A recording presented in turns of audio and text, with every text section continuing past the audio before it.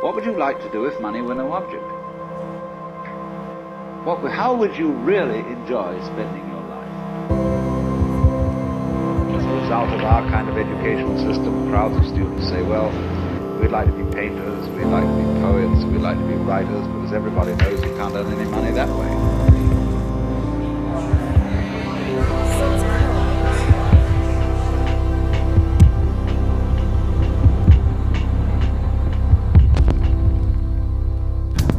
Better to have a short life that is full of what you like doing than a long life spent in a miserable way. But it's absolutely stupid to spend your time doing things you don't like in order to go on spending things you don't like and doing things you don't like, and to teach your children to follow in the same track.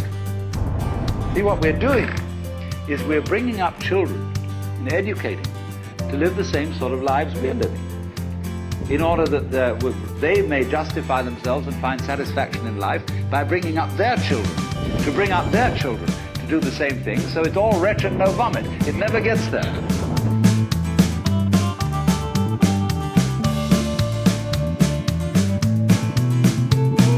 The moment you have a situation where you are really in control of things, that is to say, in which the future is almost completely predictable,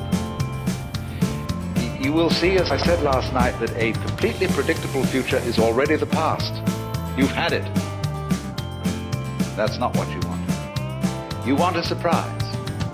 You don't know what that's going to be, because obviously it wouldn't be a surprise if you did.